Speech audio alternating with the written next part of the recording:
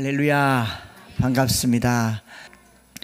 이제 변화명령이라는 주제로 고난, 고통의 문제를 다루는 이제 8번째 설교를 하게 됩니다. 지난주에 명품 만들기, 하나님의 명품 만들기에 대한 말씀을 나눌 때 욥은 극심한 고난 가운데 해결되지 않고 극복할 수 없는 자신의 고통의 문제를 친구들에게 계속 정죄를 받았습니다. 그래서 너무 화도 나고 친구들은 계속 분석을 하는데 죄 있다, 고쳐라, 너 잘못이다, 하나님이 잘못이 없다, 이렇게 분석당하는 데 지쳐 있었습니다.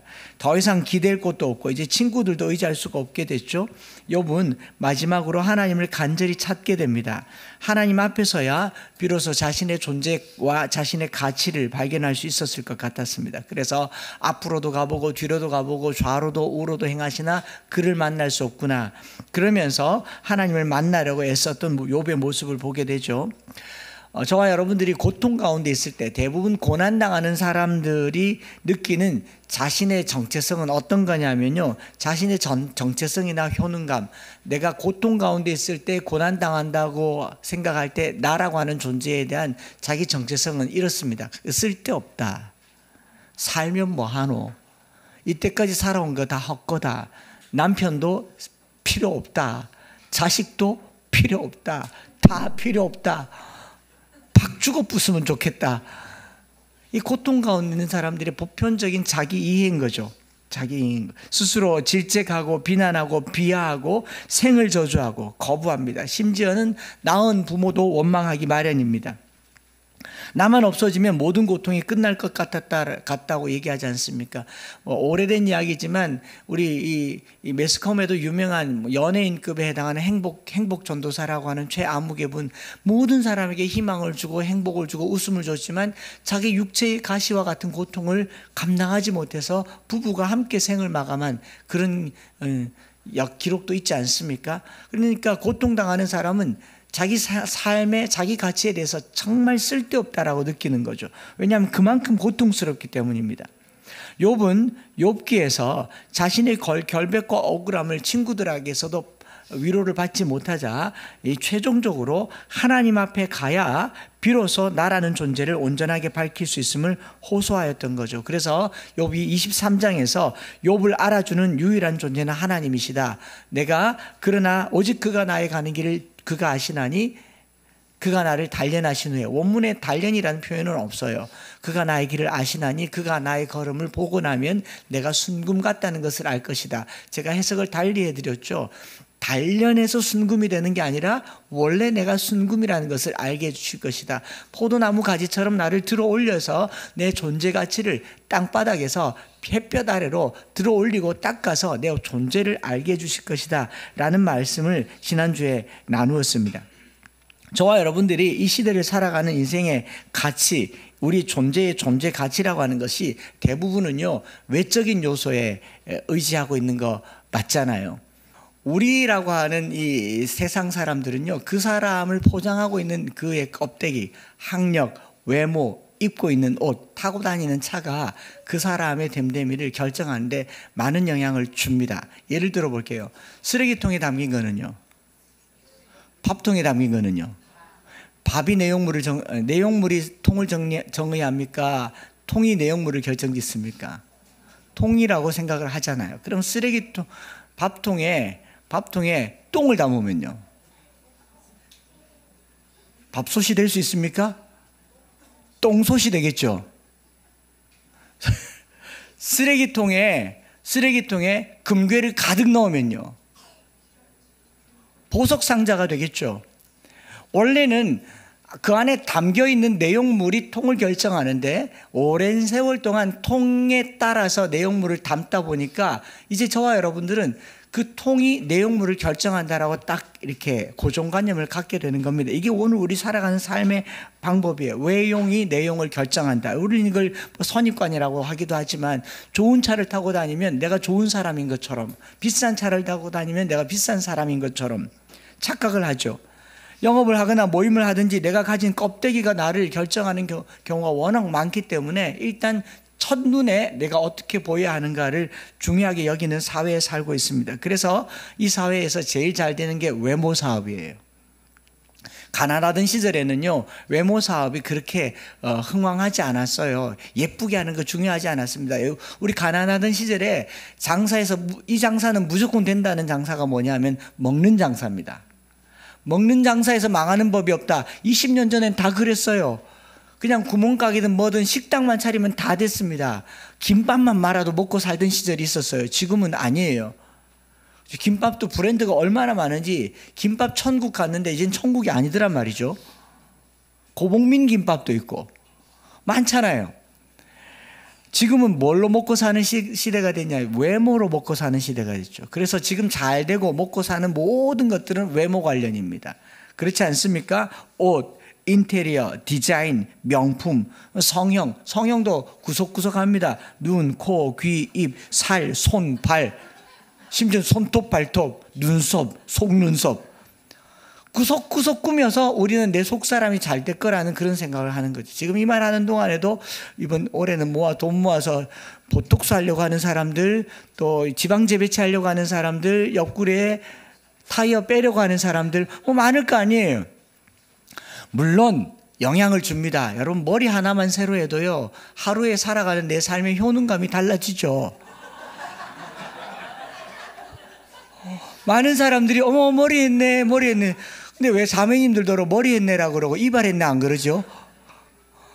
어쨌든 우리는 외모 하나만 바꿔도 내 속사람이 달라지는 것 같은 그런 느낌을 받습니다.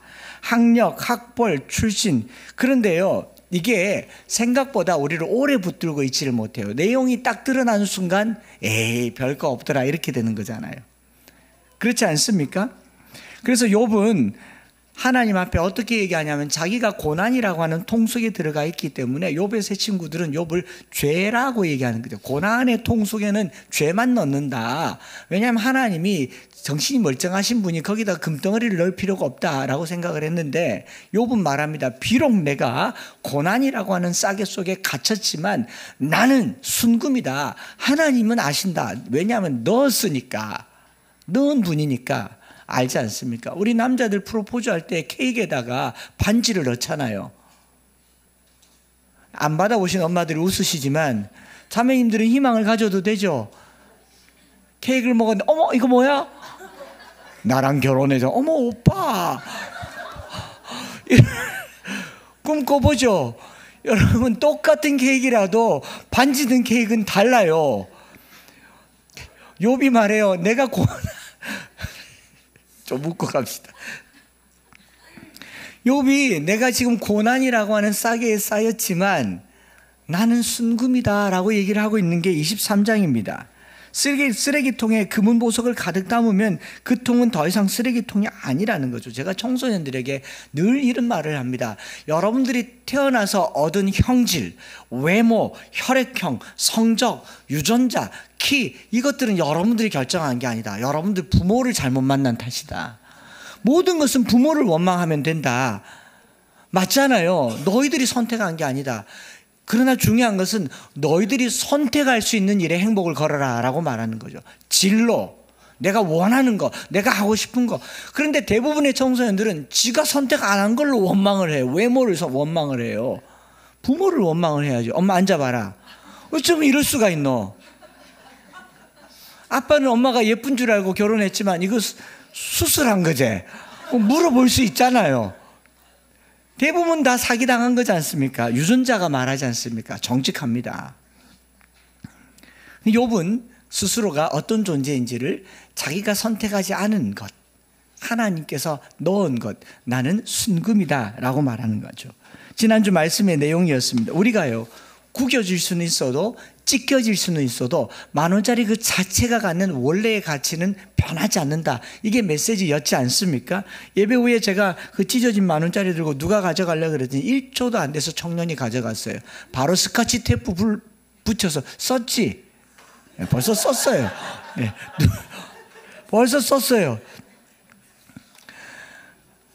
우리 인생의 진정한 가치는요, 우리를 지으신 하나님 앞에서 비로소 평가받을 수 있다라는 것이 메시지였습니다. 그래서 하나님 앞에 나아가는 그 길이 고통이고 고난이고 괴로움일 수 있더라도 하나님 앞에 설 때까지는 잘 참읍시다. 하나님이 야, 너 괜찮아 라고 말하는 이 한마디면 충분하다라는 거죠. 오늘은 욥기 24장에서 하나님의 명품 만들기 두 번째로 욥의 시선을 가지고 말씀을 나누려고 합니다.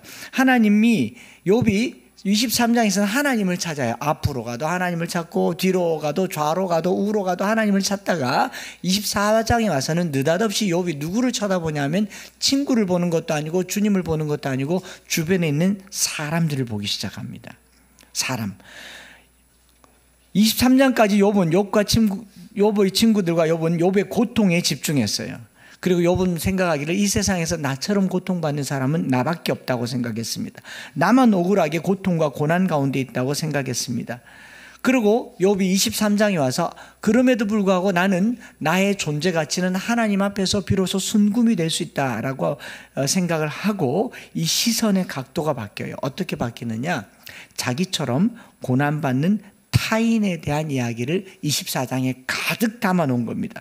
24장 우리가 읽었지만 여기에는요, 고난당하는 이웃에 대해서, 집과 가축을 빼앗기는 사람들, 빚을 갚지 못해서 팔려가는 사람들, 너무 가난해서 자기의 권리조차도 누리지 못하는 사람들, 악착같이 일을 해도 부당하게 자기의 대우를 받고 자기 정당한 급여를 받지 못해서 돈 없고 백 없어서 들판에 나앉은 그런 사람들을 욥이 계속 얘기합니다.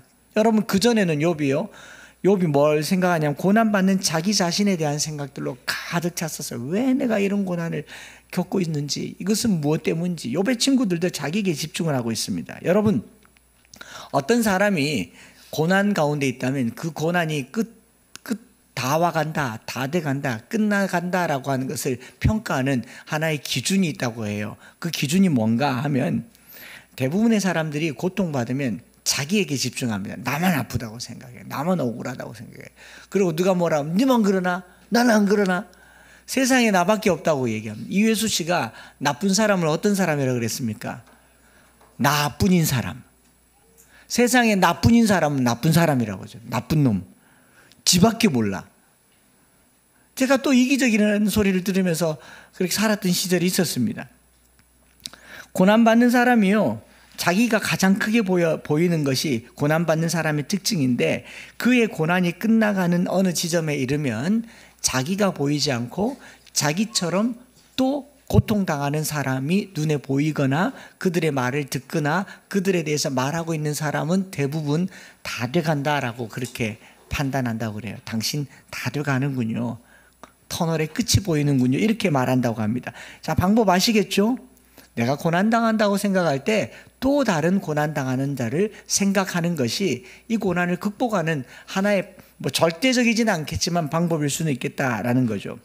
욥은 자신이 겪고 있는 고통이 허다한 다른 사람들의 것과 별반 다르지 않다는 것을 24장에서 발견하게 되는 겁니다. 자신의 고통을 자세히 묘사해 왔던 욥이 이제는 절벽 끝에 서 있는 주변 사람들을 보게 되었다라는 겁니다. 개인의 문제일 뿐만 아니라 또 다른 고통당하는 사람들, 이 세상 모두의 문제라는 걸 알게 되죠. 욥기 23장까지는 나의 문제에 집중하다가 욥이 이제는 사회적인 고난에 대해서, 고통에 대해서 눈을 뜨게 되었다라는 겁니다. 고통을 당해서 타인의 고통을 공감하는 사람은요, 그것을 바라보는 눈빛이 달라요. 저는 이 공감의 눈빛, 때로는 촉촉하게 젖은 눈빛, 그리고 그런 시선으로 상대방을 대하는 그런 시선을 명품이라고 그렇게 말하고 싶습니다. 고통당하는 사람이 그 고통을 넘어서 타인의 고통에 공감하는 바라봄, 그 바라봄이 바로 명품입니다. 이런 시선은요, 아무나 가질 수 있는 게 아니에요. 누가 아파하면 그러다 말겠지. 아유, 뭘 그렇게 꾀병이 심하노. 그냥 놔둬라. 저러다 죽겠지. 이러거나, 그냥 외면하거나, 못 본 척하거나, 잠시, 왜 안 오? 그러고 지나가거나. MBTI에도 성격 유행을 결정할 때 무슨 형인지 모르겠는데, 차가 사고가 팍 났을 때, 사고가 나는 순간, 이거 견적 많이 나오겠네라고 생각하는 사람이 유형이 있고, 사고가 팍 나는 순간, 많이 다쳤겠다라고 생각하는 사람이 유형이 있대요. 이쪽 유형의 사람들의 눈이 명품이다라는 거죠.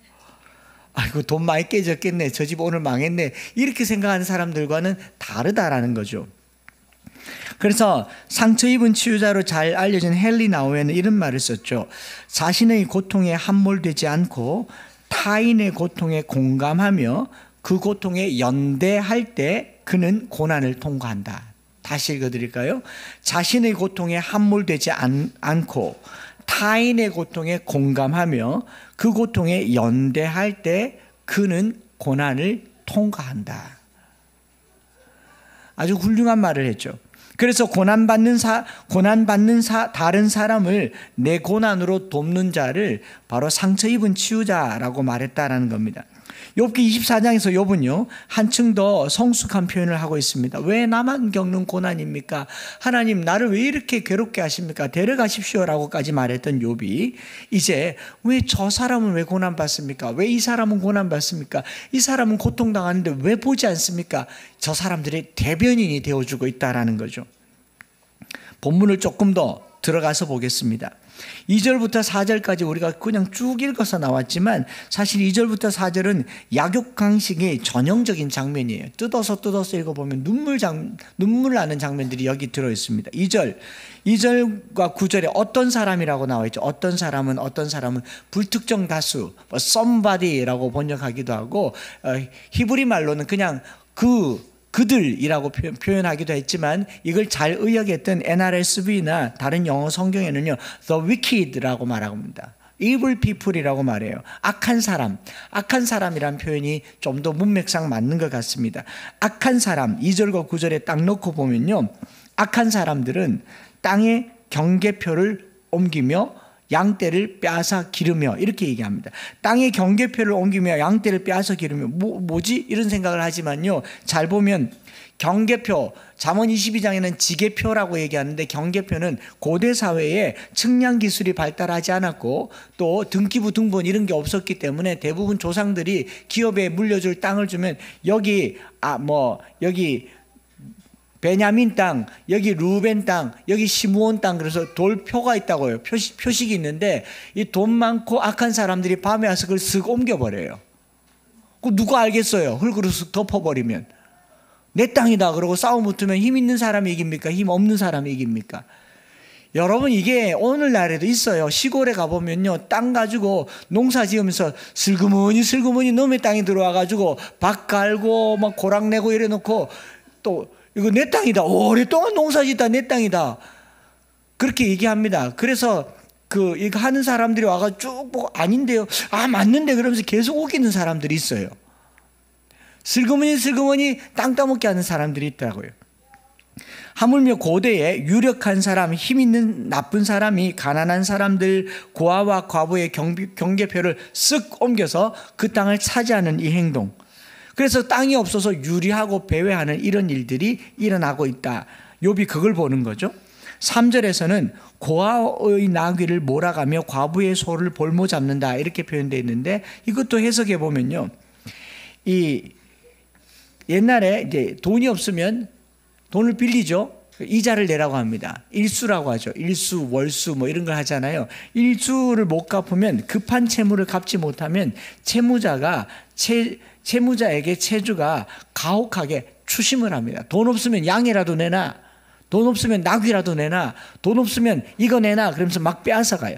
가난한 자들의 약점을 자기의 강점으로 여기는 게 이게 고대 사회만 있습니까? 지금은 없습니까? 더 많죠. 왜 은행에서 돈 없는 사람에게 비싼 이자를 받고 돈을 빌려주고 돈 있는 사람에게는 무이자로 돈을 빌려주고 이런 욕 나올 뻔했습니다. 꼭 돈이 없어서 쩔쩔맸는데 전화해가지고 금리가 낮아졌습니다. 빌려가라고 그러고요. 그래서 제가 삼성은 돈도 많은데 그냥 빌려주면 안 돼요. 그럼 툭 끊어버려요. 현대캐피탈 금리 낮췄습니다. 10%에서 7%로 낮았습니다. 좋은 상품이 있어서 안내 말씀드린다. 그래 내가 좋은 줄 알고 들었는데 금리가 낮아졌는데 8%, 7%, 9% 그래요. 그 회사 돈도 많은데 저 조금만 그냥 빌려주면 안 돼. 그럼 뚝 끊어요.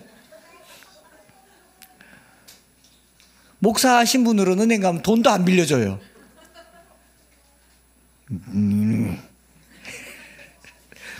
고아의 나귀를 몰아가며 과부의 소를 볼모로 잡는다, 이런 겁니다. 추심해서 빼앗아가는 거예요. 담보물을 그냥 빼앗아가는 겁니다. 합법적이잖아요. 담보를 주고 돈을 빌려갔으니까 담보물을 가져가는 겁니다. 우리가 보증 서서 얼마나 많은 재산을 빼앗기고 얼마나 많은 고통을 했습니까?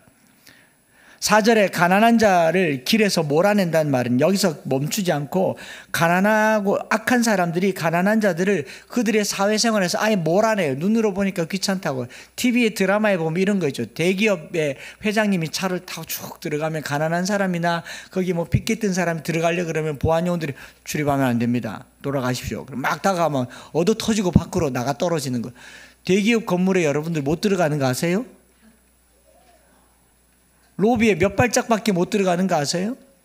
길에서 쫓겨난단 말이 그런 말입니다. 가난한 자를 길에서 몰아낸다는 거. 내 땅 근처에도 오지 말라라는 말입니다. 심지어는 먹고 살 길이 막막해서 노점상에서조차도 일 못하게 그냥 쫓아내는 것을 지금 욥의 눈에 그게 보이고 있는 거예요. 유력한 나쁜 사람들이 가난한 자들의 가장 기본적인 생계수단과 터전마저 강탈해서 가난한 이웃의 정상적인 삶마저도 짓밟아 버리는 것을 욥이 보고 있는 겁니다.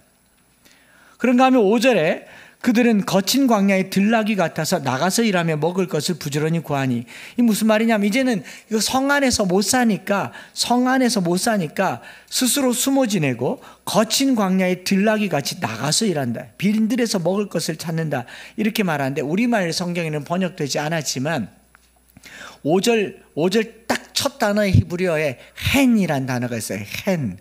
헨이란 단어는 보라라는 말입니다. 다른 영어 성경에는 behold라고 나와 있어요. behold. 욥이 지금 너무 아프고 고통스럽고 힘들다가 어느 날 이 가난한 사람들을 쭉 보다가 저거 좀 봐 behold라고 얘기하는 거예요. look at that 이라고 얘기하면서 뭘 얘기를 말하고 있냐면은 그 가난한 사람들이 거친 광야에서 들나귀처럼 나가서 일하고 먹을 것을 부지런히 구하는데 빈들에서 그들의 자식을 위하여 그에게 음식을 내는구나. 이거 무슨 말이냐면요, 빈들에 먹을 게 없잖아요. 빈들에 먹을 것이 없는데 어떻게 빈들에서 먹을 걸 구해요? 앞선 사람들이, 땅 가진 사람들이 농사를 다 짓고 나면 그 들에 찌끄레기 남은 거, 버린 거, 흘린 거, 그거 주워다 먹는 거를 말하는 겁니다. 처참한 삶을 말하는 거예요. 욥이 그전에는 못 봤는데 그게 눈에 보이는 겁니다. 저는 그 향촌동에 이쪽에 가면 청과물 시장이라는 게 있어서 알아요. 청과물 시장 장 파하고 나면 그 시장의 바닥에 온갖 것들이 다 흘러져 있습니다. 배추, 야채, 흠달이 있는 거 다 흘러져 있는데요, 노숙자들이 다 주워 먹어요. 제가 첫 사역지로 목회했던 이 동구에 있는 지묘교회 목사님 사모님께서 수원에서 개척을 하셨던 얘기를 간간히 듣거든요. 그 개척할 때 너무 힘든데 먹을 게 없어서 고무다라이를 지고 이마에 머리에 지고 가서 이 청과물 시장에 가서 장이 파하고 나면 그 바닥에 흘린 배추 같은 거 다 주워서 시래기 만들어서 먹고, 그거 주워다가 절애기 만들어서 먹고, 그거 이고 지고 다니면서 얼굴에 화장 제때 못해서 김이 진 거 제게 보여준 거 기억난다고요. 욥의 눈에 그게 보이는 겁니다. 오늘날 목회자들이 이중직을 얘기하면서 그들의 삶 속에 들어가 보지도 않고 그들이 어떻게 사는지 한 번쯤은 경험해 보지도 않고 함부로 말하는 것은 범죄 행위예요. 그들이 먹고 살기 위해서 뭘 하고 있는지 한 번쯤은 경험해 봐야죠. 제가 이번 주에 인터뷰 보면서 분당 우리 교회 이찬수 목사님 원래도 존경하지만 참 훌륭하고 귀하다 생각한 게, 월요일날 목양실에 앉아서 다른 모임에 가지 않겠노라고 했는데 계속 앉아만 있을 게 아니라 성도들의 삶 속으로 들어가 보자고 해서 몇 년 전에 택시 운전사 자격증 따놓은 게 있어서 요즘은 일주일에 하루 운전도 하게 해준대요. 그래서 택시회사에 등록을 해가지고 그 큰 교회 목사님이 매주 월요일마다 택시 운전을 하더라고요. 돈 때문에 하는 거 아닙니다. 성도들이 어떻게 사는지를 보고 싶어서 들어가 본 거예요. 마스크를 쓰고 하니까 자기가 이찬수 목사인지 누군지 몰라요. 카드로 이미 결제하고 예약해서 전화에 문자에 떠서 가서 데려다가 실어주는 일만 하니까 몰라요. 그러나 자기가 택시를 태워주면서 알게 된 사실을 인터뷰하는데 그렇게 말하더라고요. 자기가 살 때는 택시는 돈 있는 사람이, 사업하는 사람이 대중교통 이용 안 하고 타는 건 줄 알았는데 요즘 택시 누가 탑니까?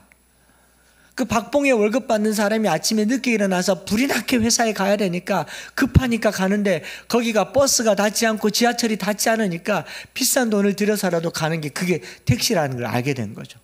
자기가 태워준 사람들이 대부분 다 가난하고 열악한데 차를 쓸 수 없는 사람이라는 것을 알게 되는 거죠. 그 팍팍한 삶을 본인이 겪어보는 겁니다. 이 정도쯤 돼야 이중직을 말할 수 있어야죠. 대리운전을 한 번쯤은 해보든지 카페에서 알바를 해보든지 신문을 돌려보고서 할 수 있는 말이 아닐까요? 그래서 젊은 목사님들이 덕달같이 일어나서 해도 너무한다고 얘기하지 않습니까? 오늘 우리가, 저는 개인적으로 이 야무개 목사님 하신 말씀을 개인적으로는 공감을 해요. 목회라고 하는 게요, 정말 일주일 내 말씀을 연구하고 말씀 붙들고 살아도 한 편 설교 뽑아내기가 어려운 게 목회라는 걸 저는 알아요. 해봤으니까. 그러나 자식들을 생각하면 그럴 수 없는 목회자의 심정을 헤아린다면요, 적어도 자기 주머니를 열어놓고 자기 삶을 터놓고 한두 사람이라도 너 성경 봐라, 일주일에 4일 일하는 거 이틀만 일하고 성경 봐라, 이렇게 말해줄 줄 아는 우리 어른 목사님들이 많았으면 좋겠습니다. 이게 우리 이야기잖아요. 제가 고등학교 3학년 때 우리 담임선생님이요, 너 졸업만 하면 된다, 대학 갈 생각하지 말고 보충수업료 낼 돈도 없으니까 3시 반 되면 나가라고 그래서 3시 반에 나와서 저기 칠성시장 가서 부산 오뎅집 가서 오뎅 이거 어디서 떼옵니까 했더니 저기 창덕동에 변전소 뒤로 가라니까 거기 오뎅 공장이 있더라고. 오뎅 공장에 가니까 막 장화 식은 아저씨들이 막 밟으면서 그거 보면 못 먹습니다. 그리고 부산 오뎅으로 나오더라고요. 대구에서 찍고 부산 오뎅이라 말한다. 그거 떼다가 하루 이틀 팔고 그랬는데요, 제 모교회 그때 당시에 조상환 목사님이 고3인 저를 부르더니 이렇게 먹고 산다는 거 하니까 그 목사님 제게 한 말이, 그래도 네가 고3인데 생긴 거는 좀 똘똘하게 생겼잖아요. 네가 공부하면 더 나을 것 같은데 그 오뎅 장사하는 거 좀 바람직하지 않다. 새벽에 신문 돌리는 거는 운동 삼아서 하고 학교 들어가서 공부해라, 이렇게 말하면서 교회에서 준 성미 쌀 한 말씩을 제게 주셨어요. 제가 그거 먹고 고등학교 3학년을 다녔습니다. 적어도 저를 공부하려고 책상에 들어 앉히려면 공부할 수 있도록 해줘야죠. 목사님들에게 이중직에 대해서 말을 할 거면 목회를 할 수 있도록 해줘야죠. 이게 뭐 하자는 겁니까? 어른들끼리 싸우는 것도 아니고요. 욥이 지금 이런 사람들을 바라보는 거예요. 자기만 아프다고 생각했는데 더 아픈 사람들이 눈에 들어오는 겁니다. 더 나아가서 6절에 밭에서 남의 꼴을 매며, 여러분 치사하고 아니 꼽은데 6절에 보면 악인의 남겨둔 포도를 따며, 이 악한 사람들 확 밭 갈아엎어도 시원찮은데 내가 먹고 살아야 되니까 원수의 집에 가서 포도를 따야 되는 이런 지경까지 있는 게 욥의 눈에 이제는 보이는 거예요. 그전에는 안 보였다는 말이에요. 7절에 의복이 없어 벗은 몸으로 밤을 지내며 추워도 덮을 것이 없음. 전 이 말씀 읽다가 오늘 새벽에 얼마나 울었는지 몰라요. 고등학교 3학년 때 그 교실에 1월달 2월달에 한참 추운데 친구들이 안 재워주더라고. 이제는 그들 공부한다고. 잘 데가 없어서 학교에 갔는데 24시간 문을 열어놓는다고 해서 학교에 갔는데 이 밤 12시 되니까 난방을 꺼버리는데 그 교실에서 자야 되는데 춥잖아요. 그래서 친구 집 가서 침낭 빌려다가 의자 6개 붙여서 입고 있는 옷을 다 껴입고 교실에서 침낭에 자꾸 끝까지 일본말로 이빠이 잠그고, 그리고 내 입김을 난방기 삼아서 그렇게 해서 밤에 자고 새벽에 꽁꽁 온몸으로 친구들이 깨워줘서 일어났던 그날이 생각나서 추워도 덮을 것이 없단 말이 그렇게 눈물이 나더라고요. 욥이 그 사람들을 볼 수 있게 된 것은 은혜입니다. 이제 제 눈에도 보이더라고요. 그 전에 이 본문 읽을 때 안 들어왔어요. 이제 보이더라고요. 피눈물 나는 가난과 궁핍을 욥이 보고 있는 거죠. 피에 젖어 속이 다 드러나고 바위에 숨어서 몸을 가려야 하며 9절에는 더 나쁜 사람들이 고아를 어미 품에서 빼앗으며 가난한 자의 옷을 볼모 잡는다 그래요. 이 어미는 이미 남편을 잃었고 아이는 아비를 잃어서 고아가 되었는데 그 남은 희망인 아이마저도 어미에게서 빼앗아내는 이 나쁜 사람들을 보면서 욥이 한탄하는 거예요. 이렇게 나쁜 고통당하는 사람이 많은데 하나님 도대체 뭐 하십니까? 12절에 그렇게 나오잖아요. 하나님이 그들의 참상을 보지 아니하시느니라. 욥이 그들의 대변인이 돼서 이것도 안 봐주십니까? 라고 말하지만 사실은 하나님이 보시지 않는다는 말이 아니었더라고요. 제가 말씀을 이렇게 묵상하다 보니까 욥이 그동안 자기도 못 봤다라는 것을 이렇게 말하는 거예요. 욥은 욥기 1장에서 평생을 행복하게 살았습니다. 부족함 없이 살았고 부유하게 살았습니다. 감사가 넘치는 삶을 살았고 행복에 겨운 삶을 살았습니다. 저기 들판에서 가난한 사람들이 어떻게 사는 것을 욥은 한 번도 본 적이 없었을 거예요. 이제서야 보게 되는 거예요. 그러고 말합니다. 하나님 왜 안 보십니까? 라고 말합니다. 하나님 왜 안 받겠습니까? 너 보라고 얘기하는 거예요.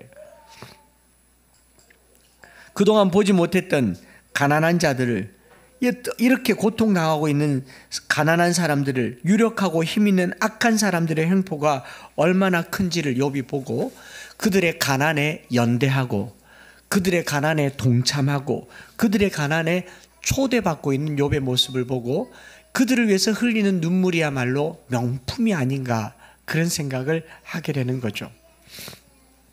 가난한 사람, 고통받는 사람을 볼 기회도 마음도 갖지 못했던 욥이었습니다. 드디어 자기 자신 말고도 죄 없이 고난당하는 사람이 많다는 것을 욥이 알게 됐어요.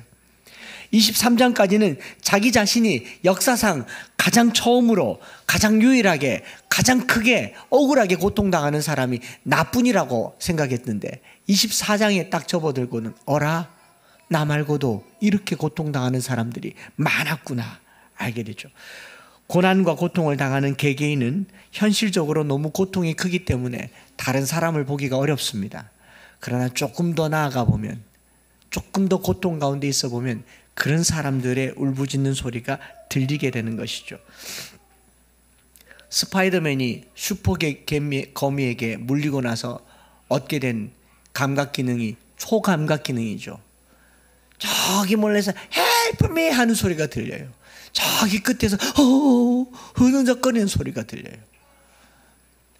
고난은요, 우리의 감각기관에 고통당하는 사람들의 소리를 들을 수 있는 눈과 귀를 뜨게 해주는 명품 만들기입니다. 일반적으로 철학자들은 고통의 문제에 대해서 크게 한 세 가지로 분류를 하더라고요. 생물학적인 목적이 있다. 왜냐하면 사람은 고통을 당할 때 아프기 때문에 그 고통을 보호하는 과정에서 생존한다, 이런 표현을 씁니다. 더 큰 고통과 더 큰 상해를 막아주는 기능이 고통이다라는 거죠. 아프니까 조심하잖아요. 추우니까 옷을 입죠. 근데 그 고통이 없으면요, 죽을 수 있다는 거죠. 실제로 고통이 없어지는 지점은 죽음이다라고 말을 합니다. 그래서 고통이 없으면 썩는지 부러지는지 아픈지를 모르기 때문에 고통은 우리가 살고 있기 때문에 치르는 대가다라고 얘기했는데, 말은 많은데 들으면 굉장히 재수없죠. 아픈 사람 이런 말 들으면, 큰일 낙한다 이런 말 들으면, 난 다리가 아파가 죽겠는데 큰일 낙한다 이러면 기분이 안 좋아요. 제가 허벅지가 아파 그럼 저희 집 사람이 큰일 낙하는갑다 이러면 큰일 나요. 또 문화적으로 고통은 탁월한 성취와 업적을 달성하기 위해서 필요하다, 이런 표현을 철학자들이 해요. 왜냐하면 인류는 고통의 순간을 겪으면서 발전했거든요. 홍수, 그리고 지진, 해일, 전쟁, 이런 인류의 고통을 겪으면서 댐을 쌓고 뚝을 쌓고 다리를 만들면서 이 문화적으로 진화하고 진보하는 수단에 고통은 필요하다라는 말을 씁니다. 더 나아가 어떤 철학자들은 정치적으로도 고통은 기여하는 바가 크다. 우리 인생이 큰 고통으로부터 벗어나기 위해서 이 사회는, 정치는 이 처벌과 감시와 훈련과 교육을 통해서 고통을 경감시켜주는 시스템으로 고통은 정치적인 필요가 있다, 이런 표현을 썼어요. 제가 이렇게 글을 읽다가 보니까 그런 끝자락에 철학자 중에 한 분이죠. 프랑스의 유명한 이 철학자 레비나스라고 하는 사람이, 임마누엘 레비나스라고 하는 사람이 유대계인데, 이런 고통의 철학적 유형론, 그러니까 생물학적이고 문화적이고 정치적인 이런 유형론의 필요성에 대해서 회의를 말하면서, 그럼에도 불구하고 고통은 현실적이고 개인이 당하는 고난은 해석하기 어렵다. 이거 도대체 어떻게 해석할 수 있을까를 가지고 이런 이야기를 하더라고요. 타자성이라고 하는 관점에서 고난을 풀어가는데, 이게 오늘 말씀과 좀 어울리는 것 같아서 제가 오늘 새벽 어젯밤 좀 더 많이 읽었습니다. 일반적으로 사람이 고통당하면 뭘 하느냐 하면 소리를 내요. 어떤 소리를 내냐? 한탄하고 외치고 신음하고 한숨하고, 아픈데 저 아파요. 전 너무 고통스러워요. 고통이 심해요. 이런 사람 없죠? 사람이 아프면 소리를 냅니다. 한숨을 쉬고 그 다음에 한탄을 하거나 또는 외쳐요. 이 레비나스는 뭐라고 얘기하냐면, 사람이 고통 가운데 부르짖는 소리는 자신의 고통을 표현하는 소리이기도 하지만 다른 한편으로는 타자로부터 나를 도와달라고 하는 요청이며 호소이며 부르짖음이다 라고 얘기를 했어요. 너무 적절한 표현을 쓴 거죠. 예컨대 누가 고통당해서 끙끙 앓으면, 아파서 힘들면요, 고통이 더 심해지면 더 심해질수록 소리가 커져요. 산부인과 가면 그 소리가 극단에 이르러요. 욕도 해요. 맞나요? 막 갖은 소리를 질러. 왜? 아프다고, 도와달라고. 그럼 맨 마지막에 하는 말이 배째 그래요. 도움과 구원이 절실하다는 말이죠. 그래서 그 부르짖음에 대한, 여기서부터가 중요한 겁니다. 그렇기 때문에 고통당하는 사람들이 고통으로 소리를 지를 때 우리는 타자의 고통에 반응하고 거기에 행동할 때 우리는 비로소 고통의 문제에 한 걸음 다가갈 수 있다, 이렇게 얘기를 하더라고요. 가진 것이 없는 자, 가난한 사람, 억압받는 사람, 이방인, 병든 사람들의 아우성거리는 소리를 듣고 거기에 응답하고 그들의 짐을 대신 져주고, 순수한 의미에서 레비나스는 이것이야말로 윤리적이다라는 말을 쓰는 거죠. 사람이 양심적이 된다라는 말은 누군가가 아파할 때 반응해 줘야 된다라는 거예요. 근데 오늘 이 사회는 그렇지 않아요. 특별히 MZ세대라고 하는 젊은이들이 맞대요. 공정하지 않잖아요. 그런데 많은 젊은이들이 내 실력으로 여기까지 왔다고 착각하는 거예요. 이런 사람은 타인의 고통하는 소리를 들으면요, 그거 자기가 능력 없어서, 자기가 선택을 잘못해서, 결혼을 잘못해서, 잘못 태어나서 일어난 일이니까 이 소리가 안 들리는 겁니다. 진정한 윤리라고 하는 것은 그 소리가 내게 들릴 때 윤리적이다라는 말을 레비나스가 한 거예요. 참 성경적인 이야기를 하는 겁니다. 지금 욥이 고통하는데 욥의 친구들이 와서 뭐라 그럽니까? 야, 네가 잘못했잖아. 회개해. 그래서 욥이 이 상황에서 뭘 보느냐? 또 다른 고통당하는 사람을 보는 거죠. 우리의 고통이 의미 있게 되는 한 지점은 타인의 고난에 응답하는 것입니다. 고통으로 고생하는 사람들의 신음과 한탄이 내 귀에 들릴 때 비로소 저와 여러분들은 소위 말하는 양심적인 사람이 되는 거예요. 양심적인 사람. 양심이 살아있는 사람을 착하다라고 얘기를 합니다. 착하다. 레비나스는 이거를 뭐라고 말하냐, 얼굴의 현현이라는 좀 어려운 표현을 써서 제가 이래저래 책을 찾아보니까 성경에 이 표현이 있더라고요. 고통당하는 사람의 얼굴과 내 얼굴이 마주대할 때, 그것이 공감될 때 얼굴의 현현이라고 하는데, 성경은 뭐라고 얘기하냐면 하나님의 얼굴을 구하라. 하나님의 얼굴을 구하라. 하나님의 얼굴은 고통당하는 사람을 향하고 있다는 겁니다. 우리는 그 하나님의 얼굴을 어디서 대하는가 하면 고통당하는 사람의 고통에 동참함으로 하나님을 대하는 것입니다. 그래서 그 책 전체성과 무한이라고 하는 책에서 레비나스는 윤리라고 하는 것은 보는 것이다. 거기 이런 문장이 나는 타인을 바라본다. 타인의 고통에 사로잡혀 있다. 타인의 고통을 위하여서 나도 고통받는다라는 말을 썼는데, 이 끝자락을 쭉 따라가 보면 예수님이 우리의 고통에 동참하셨다. 예수님이 우리를 위하여 고난당하셨다. 이것이 바로 십자가입니다. 십자가는 예수님이 자기 고난을 지신 게 아니에요. 자기 고통을 지신 게 아니에요.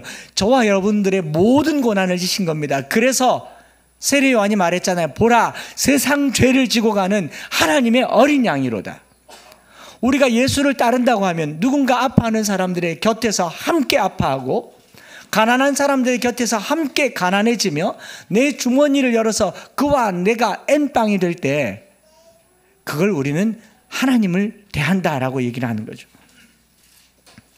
예수님의 얼굴은 죄와 질병과 가난과 고통으로 힘들어하는 우리를 향하고 있고, 우리를 대신해서 죽으셨기 때문에 오늘 말씀 마치면서요, 저와 여러분들에게 이렇게 말씀을 나누고 싶어요.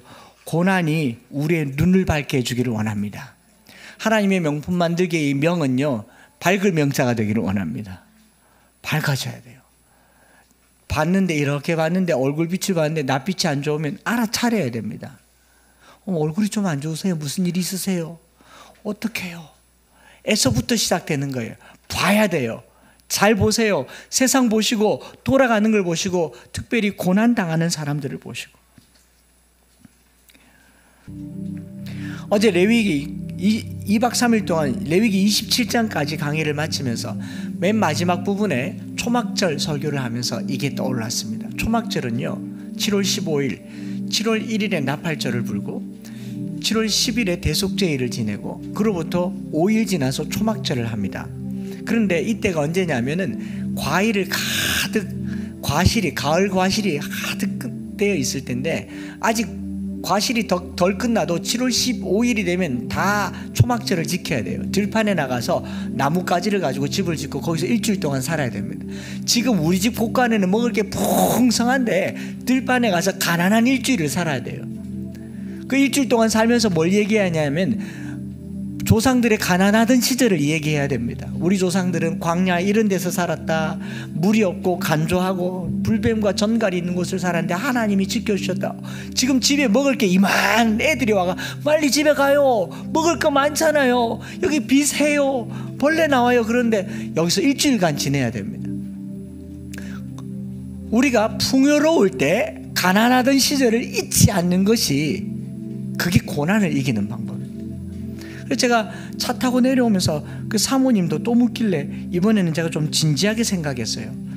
거기 목사님도 사모님도 참 어려운 시절을 보내서 그래도 훌륭하게 공부를 해서 훌륭한 목회를 하시는 분인데 저보고 그러더라고요. 저도 어렵게 살았고 제 남편도 어렵게 살아서 여기까지 왔지만 그래도 살다 보면 결핍과 가난과 아픔의 흔적이 있는데 목사님은 잘 안 보이세요? 제가 진짜 내가 가식적인가? 제가 진짜 부잣집 아들 같아요? 가난한 시절을 보낸 것 같아요? 제가 제 스스로 나의 결핍이 뭘까를 곰곰이 생각했어요. 왜 이게 안 보일까를 생각했는데 제가 하나님께 큰 은혜를 받은 게 하나가 있어서 소개하려고 합니다. 제가 가난한 시절에 가졌던 그 결핍의 자리에 또 다른 가난한 사람들이 들어와 버린 겁니다. 제가 가난해서 먹지 못하고 갖지 못하고 입지 못했던 그게 내게 서러움으로 남은 게 아니라 이 자리에 또 다른 가난한 사람들이 들어와 버린 거예요. 저들에게 뭔가를 해줘야 될 것 같은 생각이 너무 많이 드는 거예요. 그게 내게는 결핍일 수 있습니다. 왜? 내게 더 가난한 사람들이 들어왔으니까. 우리가 사는 동안요, 아파하는 사람들의 아픔을 내가 품으면 나는 더 이상 아픈 사람이 아닙니다. 가난한 사람들의 가난을 내가 품으면 나는 더 이상 가난한 사람이 아닙니다. 항상 부유한 사람이에요. 제가 결핍을 이길 수 있는 비결은 바로 그것이었던 것 같아요. 여러분들 마음에 이걸 담으시기 바랍니다. 가장 풍요로울 때 가장 가난을 내 마음에 품는 겁니다. 저는 세상에서 제일 지금 행복해요. 내가 제일 부자예요. 이건희 씨 돌아가셨군요. 아들 누구지? 네. 저는 이대용은 잘 몰라요. 김대용은 알아요. 하나도 부럽지 않아요. 여러분, 내 안에 사자의 아픔을 품는 명품이 되시기를 바랍니다. 그 눈을 가지시기를 바랍니다. 함께 고통하는 은혜를 누리시기 바랍니다. 찬양을 바꾸어서요, 갑자기 말씀 끝자락에 이게 생각나더라고요. 어제는 기억이 안 났는데 오늘 새벽에 생각이 나서, 매일 스치는 사람들 내게 무엇을 원하나, 공허한 그 눈빛은 무엇으로 채운, 모두 자기 고통과 두려움 가득, 감춰진 울음소리 우리 주님 들으세요. 그들은 모두 주가 필요해. 깨지고 상한 마음 주님 여신해. 그들은 모두 주가 필요해. 우리 찬양을 드리면서 하나님, 이 한 주간 동안 내 눈에 아픈 사람이 보이기를 원합니다. 내 눈에 가난한 사람이 보이기를 원합니다. 내 눈에 또 다른 고통당하는 사람이 보이기를 원합니다. 그들과 함께 일어나는 저와 여러분들 되시기를 축복합니다.